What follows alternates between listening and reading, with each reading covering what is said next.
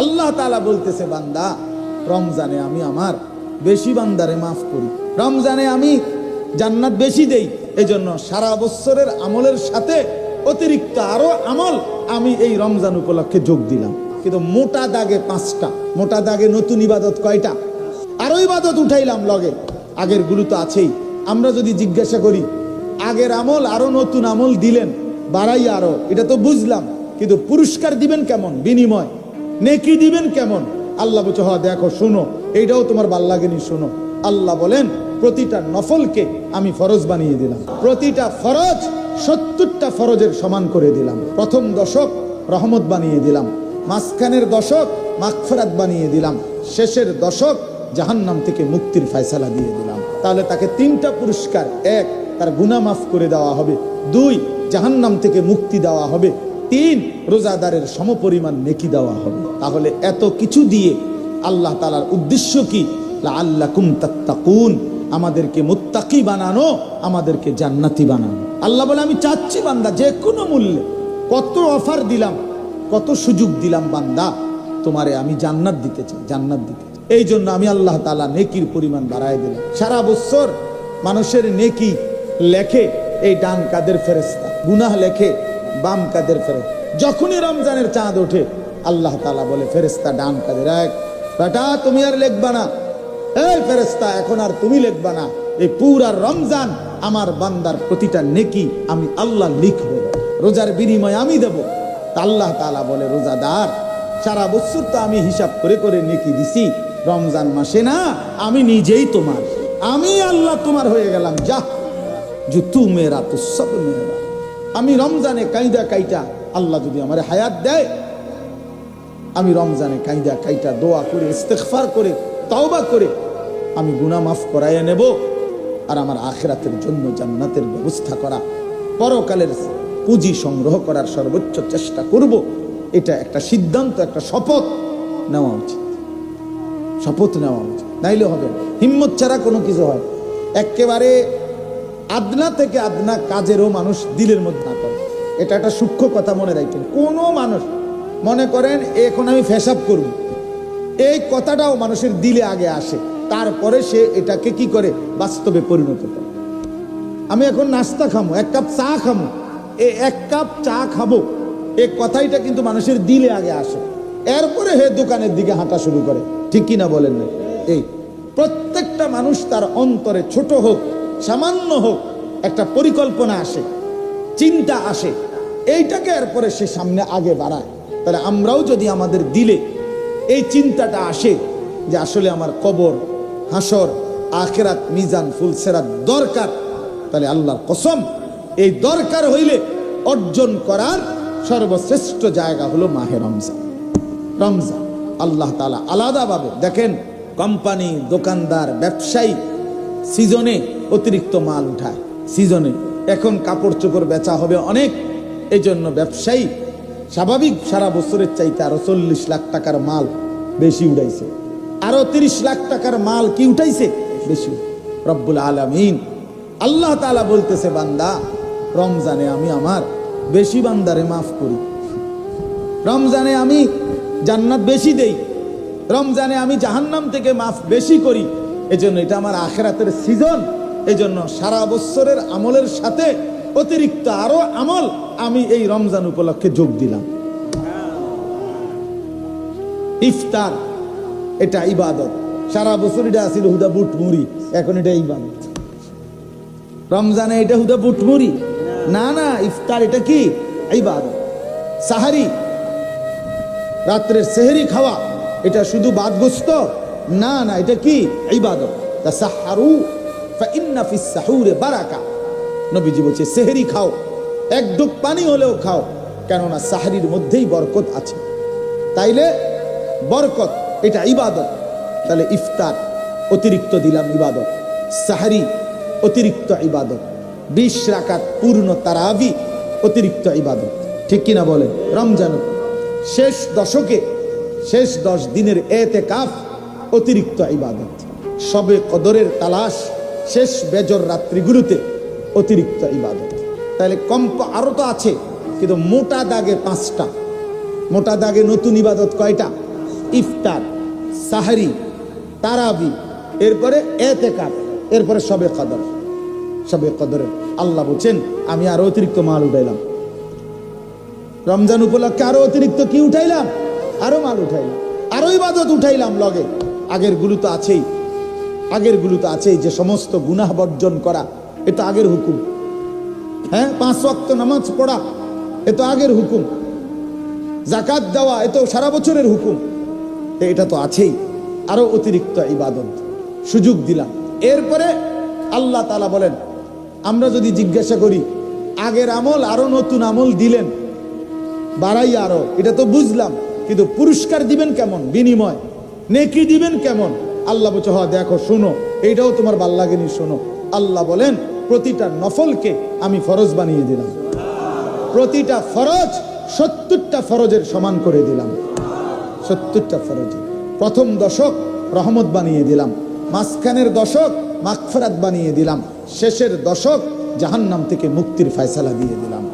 হ্যাঁ, এরপরে আল্লাহর নবী সাল্লাল্লাহু আলাইহি ওয়াসাল্লাম বলেন, মান ফাত্তারা ফীহি সাইমান কানা লাহু মাগফিরাতান লিযুনুবিহি ওয়া ইতকা রাকাবাতিহি মিনান নার ওয়া কানা লাহু মিসলু আজরিহি।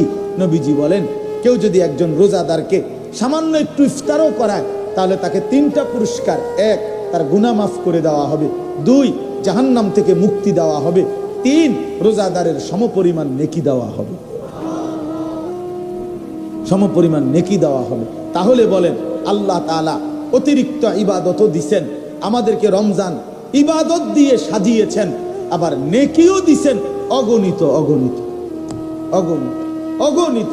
তাহলে এত কিছু দিয়ে আল্লাহ তাআলার উদ্দেশ্য কি? লাআল্লাকুম তাত্তাকুন, আমাদেরকে মুত্তাকি বানানো, আমাদেরকে জান্নাতি বানানো। আল্লাহ বলে আমি চাচ্ছি বান্দা যে কোনো মূল্যে, কত অফার দিলাম, কত সুযোগ দিলাম, বান্দা তোমারে আমি জান্নাত দিতে চাই, জান্নাত দিতে চাই, জান্নাত দিতে চাই, জান্নাত দিতে চাই। এই জন্য আমি আল্লাহ তাআলা নেকির পরিমাণ বাড়ায় দিলাম। একটা মাস কদর করো, গুনাহ ছেড়ে দাও, আমি আল্লাহ তোমার নেকির পরিমাণ বাড়িয়ে দেব। প্রত্যেকটা কদম কদম নেকি দান করো।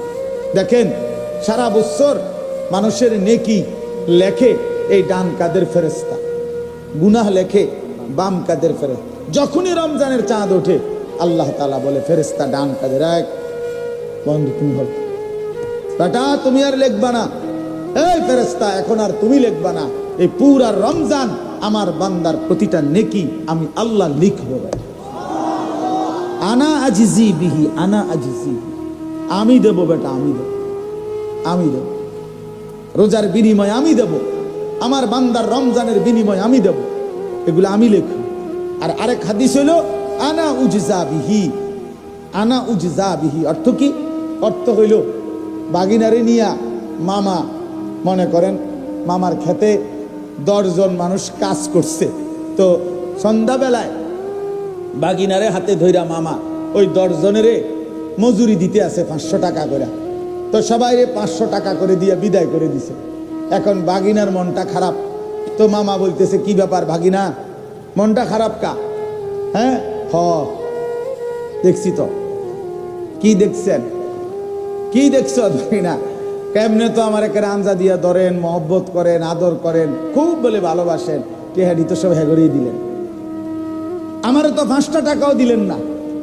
এই তখন মামা জড়ায় ধরে বলে, আহা বাগিনা, তুমি বুঝলা না, ওরা তো 500 করে নিয়ে গেছে গা, আমি পুরা মামাটাই তো তোমার, আমি পুরাটাই তো কি তোমার। আল্লাহ তাআলা বলে, রোজাদার সারা বছর তো আমি হিসাব করে করে নেকি দিছি, রমজান মাসে না আমি নিজেই তোমার। আনা উজজা বিহি, আমি আল্লাহ তোমার হয়ে গেলাম। যা जो तू मेरा तो सब मेरा, फलक मेरा जमीन मेरा। যখন আল্লাহ আমার তো সবই আমার, আসমানও আমার, জমিনও আমার। তো আল্লাহ তাআলা এইভাবে বিনিময় দেয়। তো এই জন্য বললাম আমরা মাহে রমজান সামনে, আপনাদের কাছে আমার বিনীত অনুরোধ, প্রিয় নওজোয়ান তোমাদের কাছে অনুরোধ, একটা ছেলে, আমি জানি বাবা সবাই সমান তালে বোঝে না, সবাই সমান তালে পাত্তা দেয় না, সবাই সমান তালে পাত্তা দিবেও না। নবী সাল্লাল্লাহু আলাইহি ওয়াসাল্লামের ইন্তেকাল পর্যন্ত 23 বছরে নবী সাল্লাল্লাহু আলাইহি সাল্লাম বলার পরেও সবাই সমান তালে ইমানদার হয়ে গেছে? তো এটা কোনো অসুবিধা নেই, সবাই শুনবে, এটা আমরাও জানি শুনবে না, কিন্তু কেউ না কেউ শুনে, কারো না কারো দিলে লাগে। অব্যাহত বলতে গেলে এক পাথরের উপরও লাগাতার ধারাবাহিক বৃষ্টির পানি পড়লে একদিন ঠিকই দেখা যায় ওই পাথরের মধ্যে একটু ছিদ্র হয়ে গেছে, ডাইবা গেছে পাথরটা। এই জন্য আল্লাহর কথা ধারাবাহিক, কারো না কারো দিলে লাগে, বিফলে যায় না, বিফলে যায় না, বিফলে যায় না। এই জন্য আপনাদের কাছে আমার অনুরোধ, নওজোয়ান ভাই তোমাদের কাছেও, রমজানকে সামনে রেখে আমরা প্রস্তুতি নেই ইবাদতের জন্য, আখিরাতের জন্য, নিজেকে জাহান্নাম থেকে বাঁচাবার জন্য, জান্নাতি হওয়ার জন্য। আর রমজান উপলক্ষে ইনশাআল্লাহ নিজেকে প্রস্তুত করে গুনাহ থেকে বাঁচবার সিদ্ধান্ত নেন, ইবাদত আমলের ফিকির করেন। এটা যদি কোনো বিষয়ই না হইতো, জীবন মানে শুধুই মদ, জুয়া, নারী, ছবি, জিনা, ব্যভিচার, সুদ, ঘুষ, ভাত, মাছ, চাল, ডাল, টেলিভিশন, নাটক, সিনেমা, বিড়ি, সিগারেট, বন, চা, বিস্কুট, এরই নাম যদি জীবন হতো ভাইয়া, তো এত ওলামায়ে কেরাম বছরের পর বছর, যুগ যুগ ধরে কেন বলতেছে? এত মসজিদে জুমার বয়ান কেন হইতেছে? চারিদিকে এত মাহফিল কেন হচ্ছে? কেন কোরআন নাজিল করা হলো? কেন আমাদের নবী সাল্লাল্লাহু আলাইহি ওয়াসাল্লাম 23 বছর পৃথিবীতে দ্বীনের মেহনত করলেন, দুয়ারে দুয়ারে ঘুরলেন, মানুষের দ্বারে দ্বারে ঘুরলেন, সর্বত্র মানুষকে কালেমার ফেরি করলেন, আখিরাতের ডাক দিলেন, আল্লাহর দিকে দাওয়াত দিলেন। কভি আরশ পর, কভি ফরশ পর, কভি উনকে দর, কভি দর বদর, গমে আশিকি তেরা শুকরিয়া, मैं कहां कहां से गुजर गया। আল্লাহ নবী সাল্লাল্লাহু আলাইহি ওয়াসাল্লাম এই দিবানিশি মেহনত কেন করলেন? রক্ত কেন ঝরাইলেন? তায়েফে পাথরের বৃষ্টি, আঘাত কেন সইলেন? উহুদে দান দান শহীদ করলেন। এইগুলো শুধু গল্প? কথা বলেন না কেন? তায়েফের রক্ত শুধু গল্প? এটা এক দেশে এক রাজা ছিল, রাজার একটা ছেলে ছিল, ছেলের একটা ঘোড়া ছিল। ঘোড়াত করে একদিন সে বেড়াইতে বের হইল, বেড়াইতে গিয়ে এক জঙ্গলে ঢুকে গেল। জঙ্গলে ঢুকার পরে একটা সুন্দর বিল্ডিং দেখলো। বিল্ডিং এর ভিতরে গিয়া দেখলো এক রাজকুমারী ঘুমায় রয়েছে। পরে রাজকুমারকে জাগাইলো, উঠো। তারপরে বলল, আমি তোমাকে বিয়ে করতে চাই।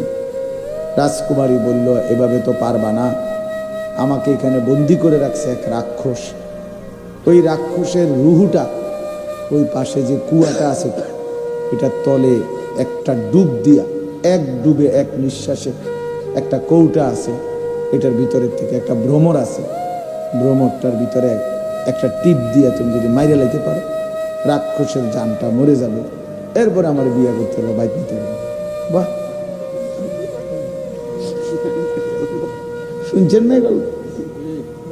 পড়েন নাই হোসেন ভাইরা ছোটবেলা? এইবার রাজকুমারী শীতের মধ্যে দিছে ডুব, দিয়ে এক ডুবে পানির তলে গেছে, গিয়া কৌটাটা বাহির করছে, মুখাটা খুলছে, এরপরে ভ্রমরটা বাহির করে টিপ দিয়ে এটারে মাইরা ফেলছে। এরপরে রাক্ষস মরে গেছে। এরপরে রাজকুমারীকে নিয়ে ঘোড়ার পিঠে করে বাইতাইয়া এখন সুখে শান্তিতে বসবাস করতেছে। খালাস। হ্যাঁ, এই তো ডালিম কুমারের গল্প। আমি ছোটবেলায় প্রাইমারি স্কুলে পড়ছি। ছোটবেলায় আমাদের প্রাইমারি স্কুলের বইয়ে ছিল এটা, ডালিম কুমারের গল্প।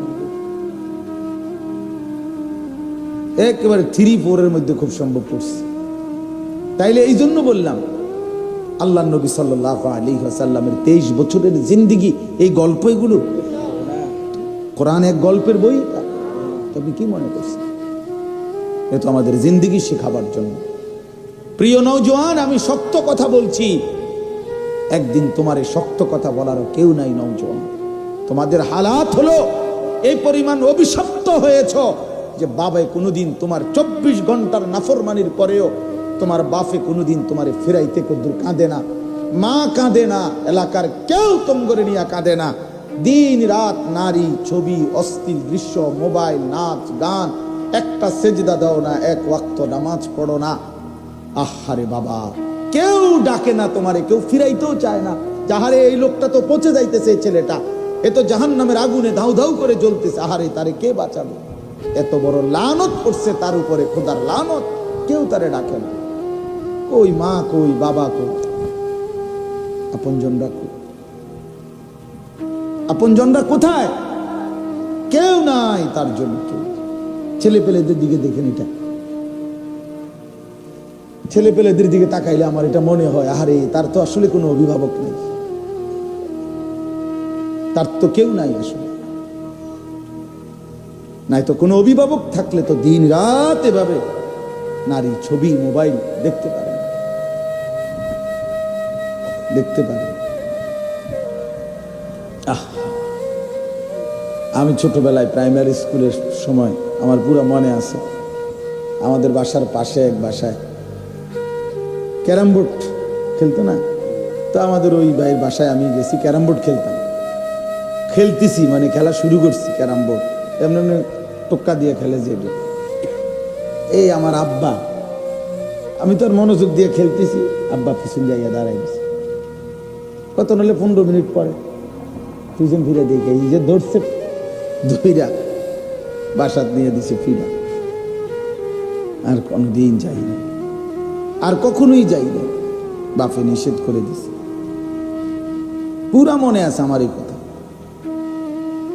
বাপে নজর রাখছে, মায়ে নজর রাখছে, বড় ভাই নজর রাখছে, আত্মীয় স্বজনরা নজর রাখছে, বড় বোন নজর রাখছে, আমার সব কথা মনে আছে আলহামদুলিল্লাহ। সবাই নজর রাখছে, ফিরায় নিছে, টেনে ধরছে। গুনাহের রাস্তায় কেন যাব? আজ আমাদের সন্তানরা, আমাদের কিশোর নওজোয়ানরা কেউ কোনো অভিভাবক নেই, সারা দিন সারা রাত একটা মোবাইলের কাছে জীবন উৎসর্গ করে দিয়েছে।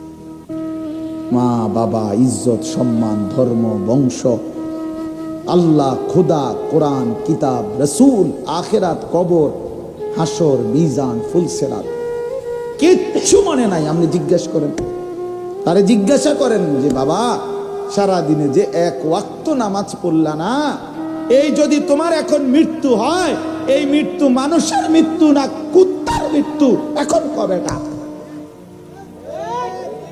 এই বেনামাজি নাফরমান, এখন যে তুই মরলে এটা মানুষের মৃত্যু হবে না কুত্তার মৃত্যু হবে, তুই কবে না?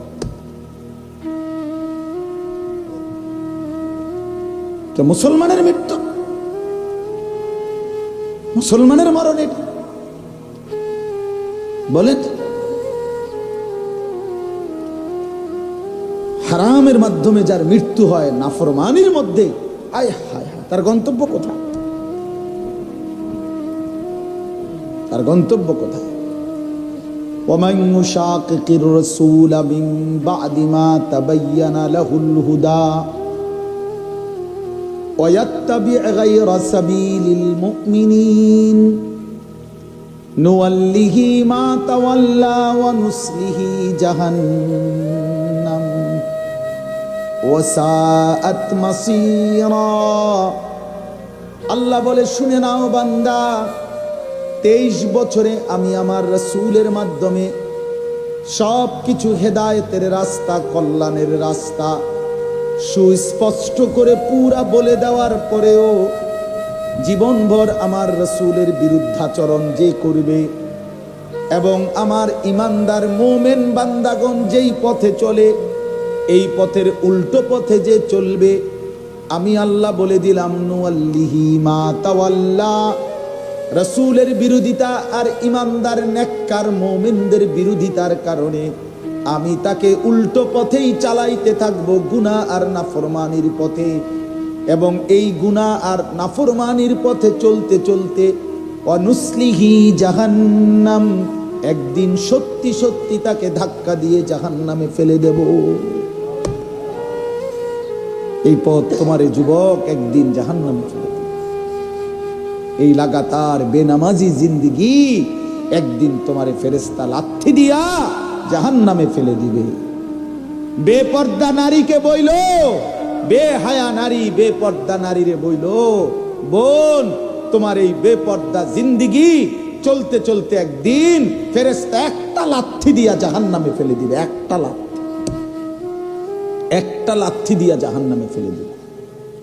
কারে দেখাইছো রূপ, কারে দেখাইছো যৌবন, নিজের শরীর কারে দেখাইছো? তোমার বাপের দেওয়া শরীর, তোমার যৌবন তোমার আব্বাই দিছে, না রাস্তার ওই নর্থ অপদার্থ বখাটে পুরুষরা দিছে? রাস্তার বেড়ইত্রে দেখানোর জন্য আল্লাহ শরীর দিছিল, স্বাস্থ্য দিছিল, যৌবন দিয়েছিল? বলে তাহলে এজন্য আমাদের আত্ম উপলব্ধি দরকার। আত্ম উপলব্ধি মানে বিবেক জাগা দরকার, ভাবা দরকার, ভাবা দরকার। এই জন্য আমি কথা শুরু করছিলাম, এই কথা বল যে যারা গাফেল, যাদের জিন্দিগি ভাত মাছ চাল ডাল তেল সাবান, যাদের জীবন পেশাব পায়খানা, খানা খাদ্য ঘুম, যৌন চাহিদা, যৌবনের চাহিদা পূরণ, খালাস, এটুকুই যাদের জীবন, তাদের আবার রমজান কি আর শাওয়াল কি?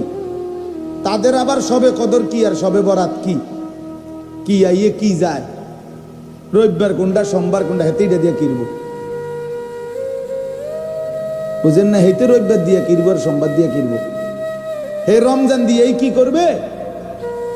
অনেক মানুষ দেখবেন, অনেক লোক আছে এরকম বলে, হুজুর আমার ফ্যাটে চলে না, হ্যাঁ নামাজ পড়ে কিনবো, আমার শরীর জান চলে না, আপনারা আইসেন নামাজ লইয়া, ওটার জান চলে না, ওটা আরেকজনের জান চালায়, ওটার জান চলে না। আহা নাফরমান, কত বড় নাফরমান, কত বড় নাফর। আল্লাহ নবী সাল্লাল্লাহু আলাইহি ওয়াসাল্লাম 3 মাস তার ঘরের চুলায় কোনোদিন 3 মাস আগুন জ্বলে নাই, রান্না করা খাবার খান নাই।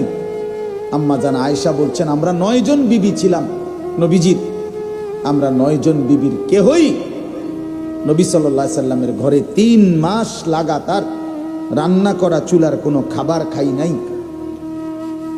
শুধু খেজুর এবং পানি দিয়ে 3 মাস টানা আমাদের জিন্দিগি কাটছে।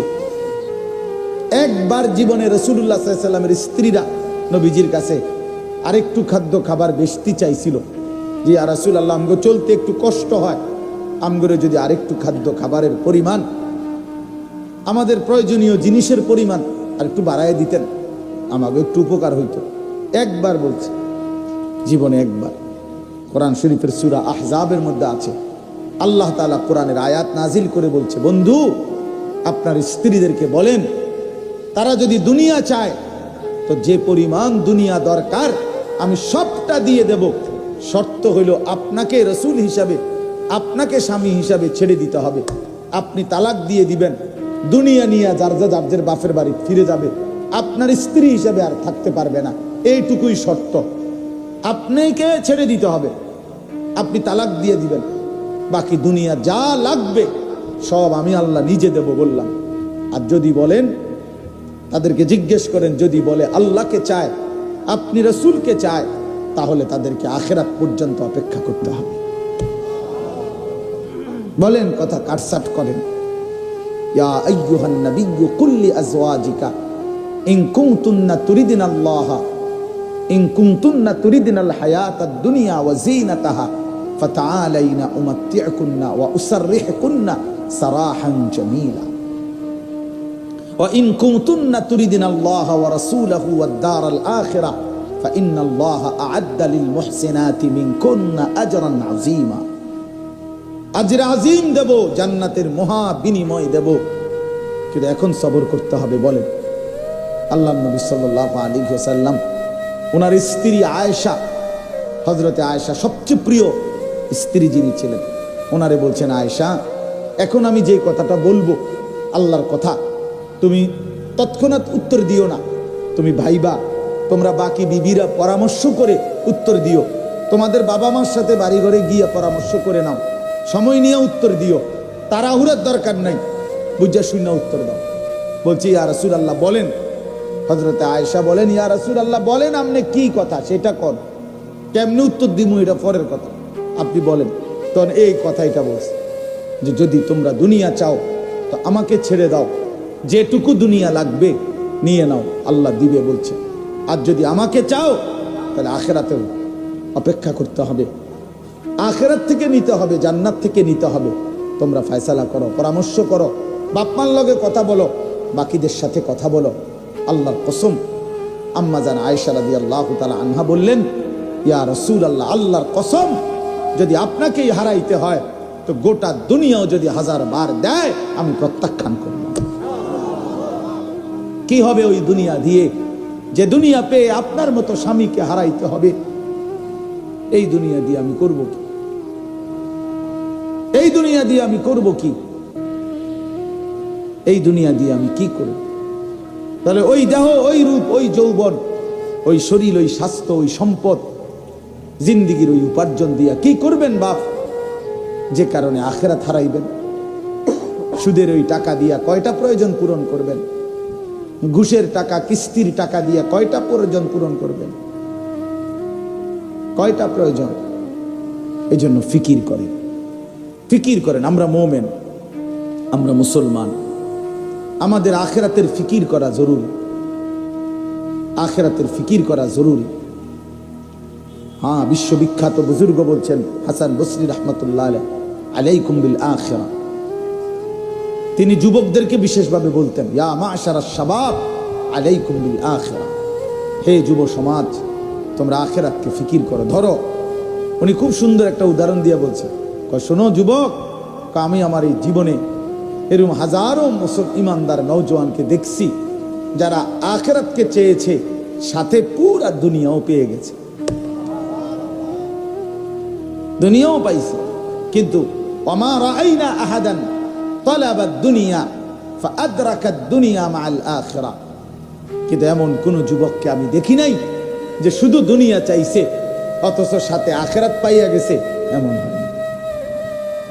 দুনিয়া চাইলে শুধু দুনিয়াই মিলে, আর আখিরাত চাইলে দুনিয়াও মিলে। বুঝেন নাই কথাটা? দুনিয়াও মিলে, দুনিয়াও মিলে, আর আখিরাত তো মিলবেই, কারণ আখিরাত তো আমি চাইতেই আছি, আমি তো ফিকিরই করি আখিরাতের, কাজে আখিরাতে মিলে। এই জন্য তিনি বলছেন যে আখিরাতকে ধরেন। আল্লাহ নবী সাল্লাল্লাহু আলাইহি ওয়াসাল্লাম বলছেন, কুনু আবনা আল আখিরা ওয়ালা তাকুনু আবনা আদ দুনিয়া। নবী সাল্লাল্লাহু আলাইহি ওয়াসাল্লাম বলেন, আখিরাতের সন্তান হও, দুনিয়ার সন্তান হইও না। মহিলারা এনে বসে কথা কয়, এখানে বসে বসে মহিলারা কথা বলতেছে, ওনা করে আইতে কইল কে, কথা কইতে কইল কে? এই আনিস ভাই, এখানে খবর পাঠান বাচ্চা দিয়ে যে কথা বলতে না, বসে বসে ফ্যান ফ্যান করে, সবখানে খাসিও, যেখানে যাইবে সাতবক মাটির নিচে যদি যায়, কিতা বোন কি অবস্থা, কইেন না গো, কি এর সুখ, কি এর সুখ, সুখ কি আর আমগো কপালে আছেন? তে বেড়ার সংসার কইরা জ্বলিয়া গেলাম, তো জ্বলিয়া গেলে আপনি আবার কেমনি কথা বলেন? এই মানে শুধু কথা কয়। এই মহিলাদের এটা অভ্যাস, আজীবনের অভ্যাস, কথা ছাড়া থাকতে পারে, চুপ থাকতে পারে।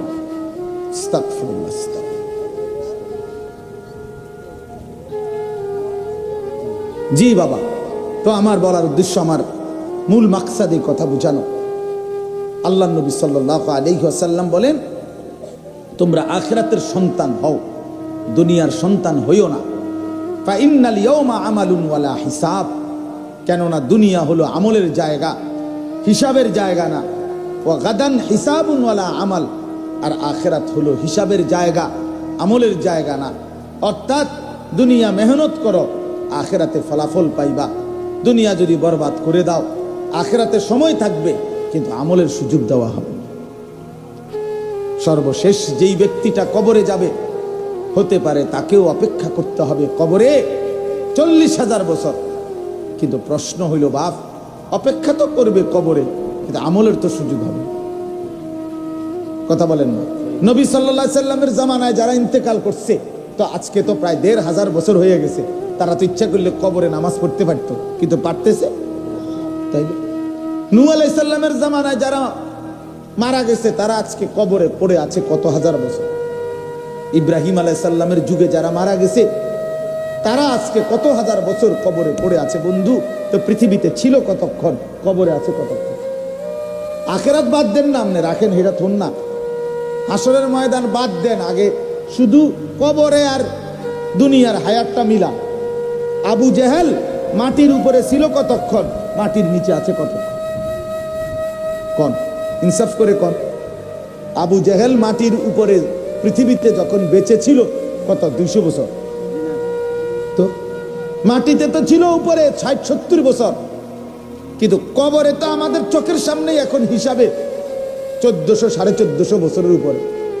1500 বছর তো কবরেই পড়ে আছে বেটা, আরো কতদিন পড়ে থাকতে হবে।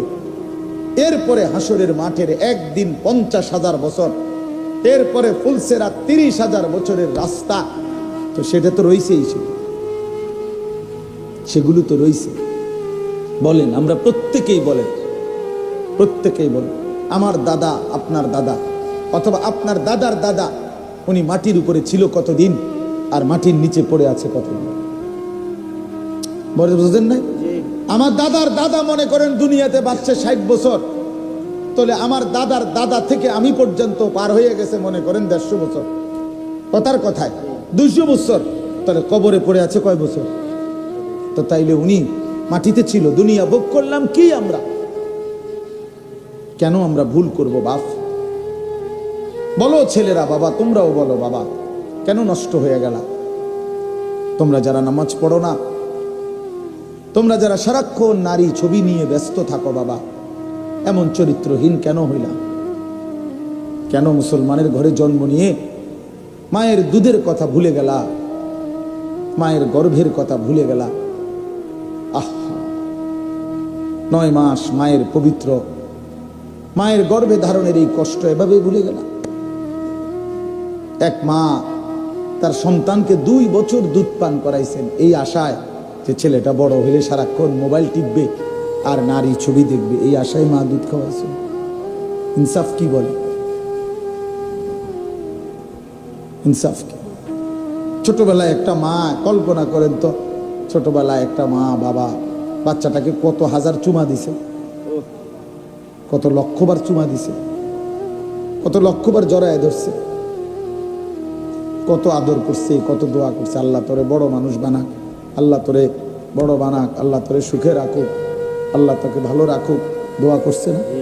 তো এই মায়ের এই দোয়ার মাকসাদে এই মাকসাদ বলে ইনসাফ বলে। এই জন্য ভাইয়া এটা আমাদের ভাবা উচিত। রাসূলুল্লাহ সাল্লাল্লাহু আলাইহি সাল্লামের একজন সাহাবী 16 বছর বয়সী, ওনাকে কাফেররা বন্দি করে সারা দেহ টুকরা টুকরা করে কাইটা ফেলছিল। হাবিব ইবনে যায়েদ রাদিয়াল্লাহু তাআলা একটা একটা অঙ্গ ওনার আলাদা আলাদা কাইটা টুকরা টুকরা করে একেবারে পিস পিস বানাইয়া ছুঁড়ে ফেলে দিছে, শহীদ করছে। ওনার আম্মা মদিনায় ছিলেন, উনিও সাহাবী ছিলেন, উম্মে আম্মারা। এই ওনার আম্মার কাছে মদিনায় এই খবর আসছে যে মা তোর সন্তানকে বেঈমানরা শহীদ করে ফেলছে, কিন্তু বড় নির্মমভাবে বাঁচছে, কাইটা কাইটা টুকরা টুকরা করে পিস পিস করে ফেলছে, ফেলে দিছে, জানাজাও হয় না, দাফনও হয় না। আমরা কিতাবে পড়ছি তখন ওই মা চিৎকার করে বলছে লিহাযাল ইয়াউমি আরদাতুহু, মদিনাবাসী আল্লাহর কসম এমন দিনের জন্যই আমি আমার সন্তানকে বুকের দুধ খাওয়াইছি। আমার সন্তান আল্লাহর জন্য জীবন দিবে, আমার সন্তান রাসূলের জন্য জীবন দিবে, জান দিবে, শহীদ হবে, এমন আশা নিয়েই তো বুকের দুধ খাওয়াইছিলাম। আমার সন্তান আমার দুধের হক আদায় করছে, আমার গর্ভের হক আদায় করছে। তাহলে এক মা তার বাচ্চাকে দুধ পান করাইছে, এই জন্য এক আল্লাহ তাআলা মালিক আমাদের এত কিছু দিয়ে আমাদেরকে লালন পালন করছেন 24 ঘন্টা সেই মালিকের নাফরমানি করার জন্য। আপনাকে এই কোম্পানিতে চাকরি দেওয়া হয়েছে 24 ঘন্টা এই কোম্পানির বিরুদ্ধাচরণ করার জন্য। এই জন্য আল্লাহ তাআলা এই গোটা জমিন ও আসমান দিয়ে আমাদেরকে 24 ঘন্টা লালন পালন করছেন, বিনিময়ে 24 ঘন্টা আল্লাহর নাফরমানি করার জন্য। চলেন এবার আমার কথার সমাপ্তি।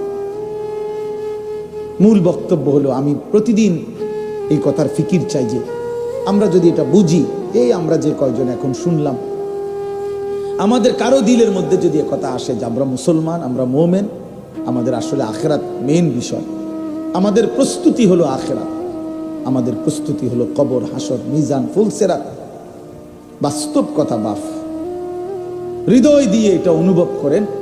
আমাদের প্রস্তুতি হওয়ার কথা আখেরাতের, আর সেই প্রস্তুতির জন্য, আখেরাতের জন্য, পরকালের জন্য, মৃত্যু পরবর্তী জিন্দেগীর জন্য সর্বশ্রেষ্ঠ সিজন, মৌসুম মাহে রমজান। মাহে রমজান